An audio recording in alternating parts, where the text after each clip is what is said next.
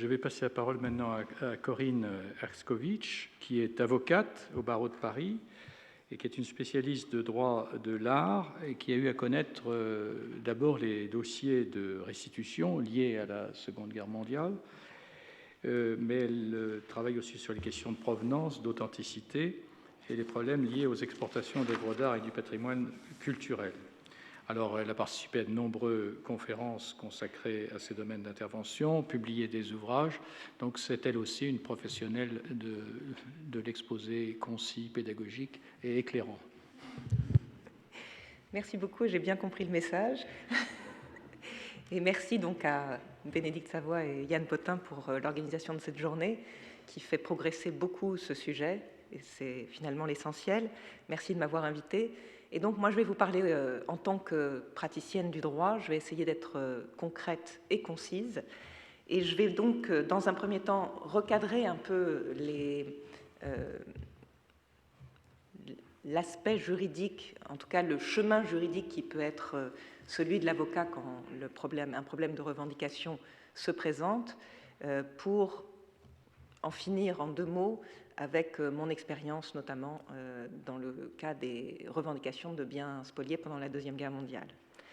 Donc je reviens très rapidement sur des concepts qui ont déjà été largement évoqués. La place de l'objet dans le droit continental, donc effectivement en droit continental, l'opposition entre le sujet de droit et l'objet. Le sujet de droit, qui est un support de la personnalité juridique, a la capacité de posséder et donc de jouir et de disposer de la manière la plus absolue de ce qu'il possède. Comme l'objet n'est pas censé être revêtu d'une personnalité juridique, il a fallu protéger l'objet. Et j'en viens tout de suite à l'objet culturel. Il y a une protection très particulière en droit français de l'objet culturel, qui varie selon que l'objet culturel se trouve dans une collection publique ou dans une collection privée. Lorsque l'objet fait partie d'une collection publique, il est protégé par 2 piliers du droit français que sont l'inaliénabilité et l'imprescriptibilité. Ce sont ces 2 piliers notamment qui aujourd'hui s'opposent à toute restitution d'objets qui feraient partie d'une collection nationale. Quant aux collections privées, les objets des collections privées bénéficient d'une présomption de propriété qui est inscrite à l'ancien article 2279 du Code civil devenu 2276, en fait de meubles, possession vos titres. Nous voilà donc bien protégés dans la possession et la propriété des objets. Et donc, qu'est-ce que la personnalité juridique va pouvoir apporter à ce cadre bien posé? Je rappelle en 2 mots ce que peut vouloir dire la personnalité juridique, et là je m'appuie sur le grand juriste René Desmogues, qui déjà en 1909 s'interrogeait sur la personnalité juridique et disait « La qualité de sujet de droit appartient aux intérêts que les hommes vivant en société reconnaissent suffisamment importants pour les protéger par le procédé technique de la personnalité. » On voit tout de suite ce que pourrait éventuellement apporter la personnalité juridique aux objets culturels, puisqu'on semble y attacher une importance très grande.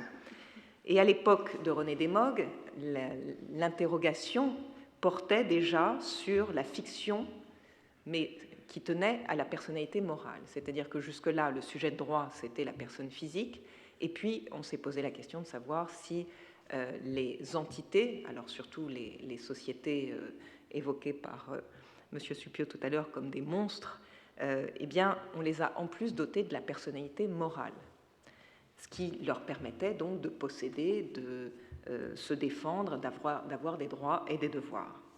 Et puis, plus proche de nous, on en est venu à s'interroger sur la personnalité des animaux. Et là, on a un petit peu travaillé sur la sensibilité. On a reconnu la sensibilité des animaux. On a créé un code de l'animal, parce que la France est une grande codificatrice. Mais pour autant, on n'a pas reconnu la personnalité juridique aux animaux. On s'interroge là plutôt sérieusement sur la personnalisation des robots, accorder la personnalité juridique aux robots. Et là, c'est pour une raison très particulière qui va dans l'autre sens, c'est que le robot va pouvoir causer des dommages. Et il va donc falloir organiser la possibilité pour les victimes de dommages causés par des robots de pouvoir ester en justice et demander réparation d'un éventuel dommage. Voilà ce qu'il en est du droit français en matière de personnalité juridique. Alors, on vous a parlé des personnalisations dont ont fait l'objet les fleuves Wanganui en Nouvelle-Zélande, le fleuve, le Gange et son affluent, le Yamuna en Inde. Je l'évoque très rapidement simplement pour retracer un peu la manière dont ces personnalisations se sont créées. En Nouvelle-Zélande, en réalité, c'est la reconnaissance des droits des peuples autochtones. C'est grâce à la reconnaissance des droits des peuples autochtones et à la bataille menée par ces peuples autochtones pour récupérer leur territoire et leurs droits sur leur territoire. Leur droit sur leur territoire, c'est aussi le droit d'exercer leur culte et leurs usages. Et donc c'est par ce biais-là qu'un accord est intervenu et que le Parlement a fini par donner la personnalité juridique au fleuve Wanganui et effectivement à, de cette manière-là, rendre aux Maoris les droits qu'ils avaient sur tout ce territoire qui est autour du fleuve Wanganui.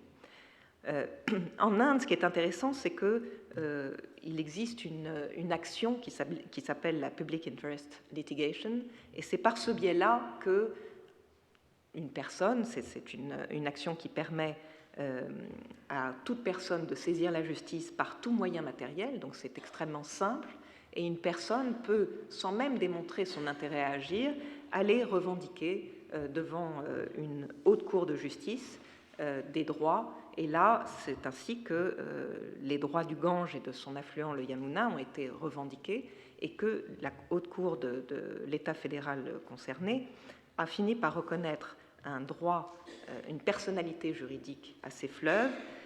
Mais ces deux approches ont en commun que, en fait, c'est une prise en compte des usages et coutumes de peuples autochtones, du culte des divinités d'un fleuve qui amène, dans la common law qu'on vous a décrit, qui amène une autorité judiciaire ou un parlement à reconnaître une personnalité juridique à un élément de la nature.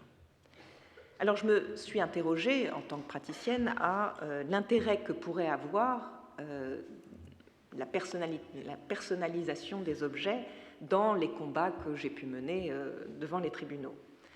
Simplement pour vous recadrer un petit peu dans quels sont les outils aujourd'hui dont on peut se servir le praticien pour revendiquer des objets culturels.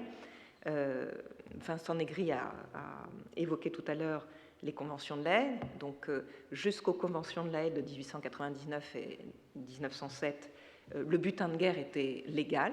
Donc il faut attendre ces conventions pour rendre le butin de guerre illégal. Après la Seconde Guerre mondiale, on a une nouvelle convention de La Haye de 1954 qui va plus loin dans l'interdiction de la destruction ou du butin en temps de guerre.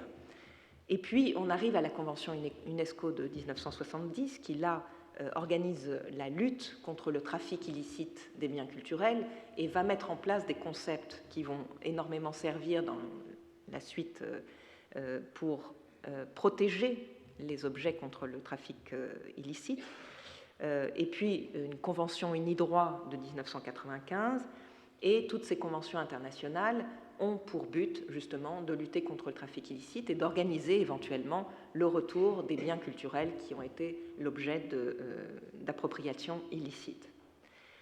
Pour revenir au droit des spoliations et vous en dire deux mots parce que ça vous donnera quelque chose de plus concret sur les revendications et la manière dont peut réagir un tribunal ou de personne à personne dans des négociations, comment les choses peuvent se passer. J'en reviens donc au problème des spoliations pendant la Deuxième Guerre mondiale. Et là, on s'appuie sur une déclaration solennelle qui a été faite par 17 pays alliés à Londres le 5 janvier 1943, qui déclarait illicites toutes les appropriations menées par les nazis dans les territoires occupés. Alors, c'est sur cette déclaration solennelle de Londres du 5 janvier 1943 que le droit des restitutions va être organisé après-guerre. Et j'insiste sur une particularité dans l'océan du droit des restitutions ou de tous ces sujets dont on traite depuis ce matin, une des particularités de ce groupe de restitution et de revendications liées à la Seconde Guerre mondiale, c'est que là, les appropriations ont été faites au détriment de particuliers, de civils. Donc on mélange à la fois le droit de la guerre, puisque normalement, en temps de guerre, les civils sont protégés, du fait notamment des conventions de la Haye de 1899 et de 1907. Et malgré cette protection du droit de la guerre, les nazis ont largement pillé au détriment des populations, en particulier des populations juives persécutées. Et donc on s'est retrouvé après-guerre avec un nombre énorme de biens qui avaient été transportés des territoires occupés, notamment vers l'Allemagne. Donc pour aller très vite, ces objets, je vais me concentrer sur la France, les objets qui ont été retrouvés en Allemagne et rapportés en France ont été pour partie restitués, pour partie vendus au profit des domaines, et les objets les plus importants qui ont été choisis par une commission de choix artistiques ont été déposés dans les musées. Il y en avait environ un peu plus de 2000, et ce sont ces objets qui s'appellent les fameux MNR, Musées Nationaux Récupération. Tout ça pour en dire deux mots par rapport à ce qui a été dit dans les interventions de tout à l'heure. Ces objets MNR ne sont pas la propriété des musées, donc ne sont pas partie des collections nationales. Et pourtant, et là on en revient peut-être à la personnalisation des objets et à cet aspect un peu affectif qu'on met très vite sur les biens culturels, on assiste vraiment à un affrontement entre les héritiers des personnes spoliées, qui personnalisent en quelque sorte ces objets comme des reliques, puisque ce sont des récipients de la mémoire de ceux qui ont été persécutés, et en face, on a les conservateurs de musées qui, malheureusement, depuis 65 ans, plus de 65 ans, conservent ces objets déposés dans les musées nationaux, et on a cet affrontement terrible qui fait que, en réalité, on n'arrive pas à sortir de cette logique. D'un côté, ceux qui mettent dans ces objets un affect lié à un devoir de mémoire, et de l'autre côté, des conservateurs qui finalement font leur devoir, c'est-à-dire de conserver les objets dans les musées, nonobstant le fait que ces objets, en réalité, ne sont qu'en dépôt temporaire et devraient donc pouvoir être restitués facilement. Voilà, je voulais simplement aller rapidement sur ce sujet qui me paraît important parce qu'on s'est interrogé tout à l'heure dans le panel précédent sur la place et le rôle des conservateurs, des gens de musée dans ce dialogue qui doit s'instaurer entre les conservateurs, les musées et ceux qui ont vocation à recevoir en retour, je ne dirais pas les restitutions, mais j'aime bien ce don en retour des objets qui ont été conservés pendant très longtemps dans les musées. Voilà, je vous remercie.